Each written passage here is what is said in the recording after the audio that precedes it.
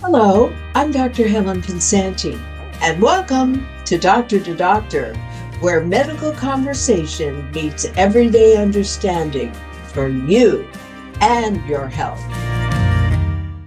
Today, we're tackling a condition that often is misunderstood, but can greatly impact a person's daily life. It's called interstitial cystitis, also known as bladder pain syndrome. It's more common than most people realize, and yet many who suffer from it go undiagnosed or misdiagnosed for years. So, what is interstitial cystitis and why does it cause so much discomfort? And more importantly, what can be done about it? To help us understand this complex condition, we are joined by a true expert in integrative and regenerative medicine, Dr. Bryn Henderson, a board certified physician and medical innovator known for blending traditional and regenerative treatments to offer new hope for chronic conditions.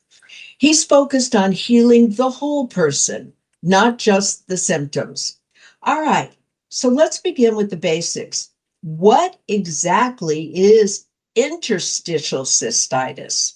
Interstitial cystitis, or IC, is a long-term condition that causes pain, pressure, and a lot of suffering. It's in the bladder and the pelvic area. The people with IC often feel like they have to urinate all the time, even if their bladder is not full. Unlike a regular bladder infection, there's no bacteria causing this.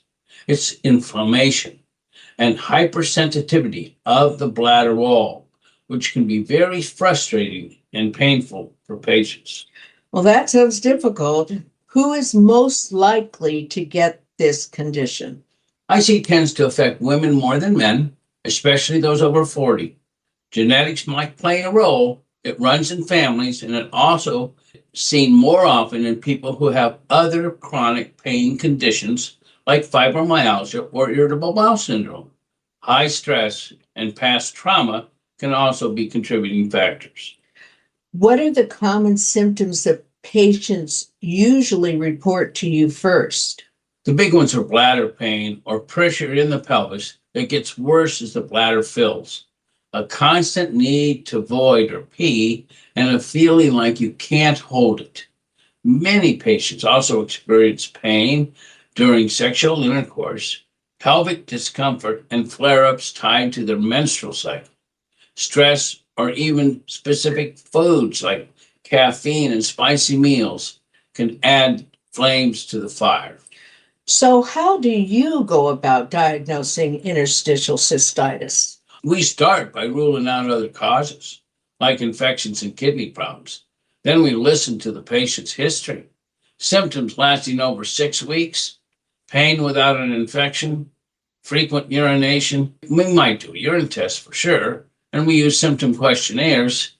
Sometimes perform a bladder scope called a cystoscopy to look inside the bladder and check for something called Hunner's lesions, Hunners, are small areas of inflammation, and they're everywhere in that bladder. All right, so what do they look like when the doctor's looking in the bladder? Sure, Hunner's lesions are inflamed patches on the bladder wall that can bleed when the bladder stretches. Not every IC patient has them, but for those who do, the pain is usually more severe, and these patients may need more specific treatments, like cauterizing the lesions or steroids directly into the bladder. Okay, so what are some other options if someone goes, I don't really feel like having you experiencing that kind of pain, doctor? Do you have anything else for me? Yes. Plan B, column B? The treatment is really very personal. There's no question about it. And you start with lifestyle changes and see if that really helps. Avoiding trigger foods, stress management's a big deal. And so is pelvic floor therapy, and they have very good pelvic floor therapists.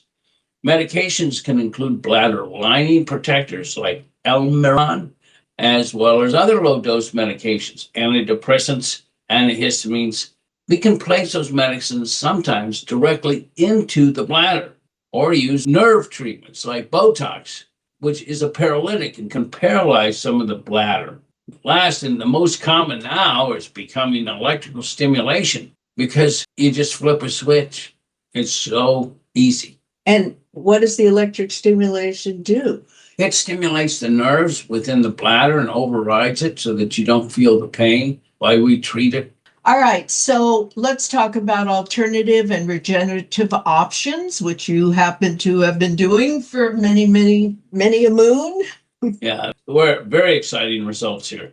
The regenerative therapies, especially using cells that are umbilical cord or exosomes, and even amniotic, can help heal the bladder lining and reduce inflammation. We can also use platelet-rich plasma, which is the patient's own blood after it's had a couple of spinning, and the plasma is in the top part, the supernatant, and it's harvested and combined with exosomes. These are nano size, the healing messengers from the stem cells. These are injected directly into the bladder to help repair and regenerate the tissues. All right, so we have all these things that really sounds good.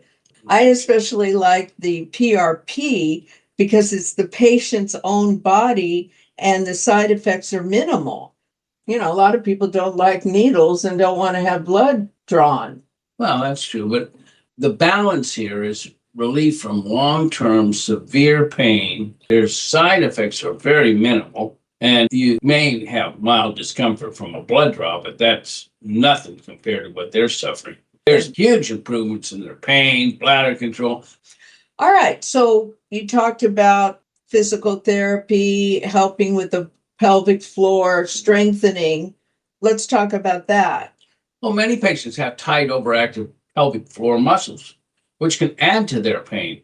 So you get therapy from a physical therapist or kinesiologist that helps relax those muscles, release trigger points, and improve posture. It's one of the most effective non-drug treatments we have for anything happening in that pelvis. All right, so how does it look for long-term care with someone with IC? That's a good question. IC is a chronic condition for sure. And so regular follow-ups are key. We monitor those symptoms, adjust the treatments as necessary, and address related issues like anxiety, sleep. Many of these patients have triggers that vary as they age. And after we help them, they can live full lives. And with the right care, it's about building a personalized plan that works for them. So, Dr. Henderson, as we wrap up, what lasting advice would you offer patients who are living with interstitial cystitis or they know somebody that has interstitial cystitis? Well, the first thing I'd like to say is you're not alone. These are very real, practical steps that can be taken by you to feel better. One of the tools I give my patients is called Bladder Calm. Bladder Calm is a mnemonic. It's a day-to-day strategy that combines lifestyle, self-awareness, and medical support. All right. So B stands for? Bladder training. Gradually increase time between voids. L. Low acid diet. Avoid citrus coffee and anything spicy. A. A is avoiding bladder irritants like fragrant soaps and tight clothing and harsh meds. D. Just drink water wisely and constantly. Stay hydrated. D. Just document the symptoms and triggers and keep a bladder diary daily. E. Exercise gently. Light movement relieves tension and stress. R. Relax those pelvic muscles. Pelvic floor therapy reduces spasms and pain. C. Consider medications, oral meds, bladder installations, antihistamines. A. Avoid holding in your urine too long. Empty often to avoid stretching the bladder. L. Learn coping techniques. Counseling and support groups help emotionally. M. Monitor with your doctor. Those check-ins are key to long-term care. This plan helps patients feel more in control because remember, it's changing as you age. And even small improvements can lead to big changes in the quality of your life. Well, interstitial cystitis may not be widely known, but its impact is very real. The good news? Hope is growing with new therapies, personalized care, and the power of regenerative medicine. Healing is possible. Thank you, Dr. Henderson, for sharing your expertise today and helping us with this condition. And thank you to all our listeners for joining us. Remember, healing begins with understanding.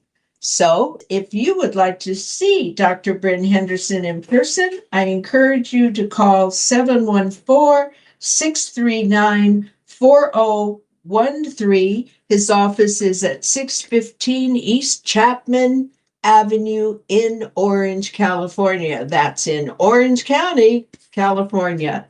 And if you'd like to get in touch with me, go to my website, www.askdrhelen.com. That's www.askdrhelen.com.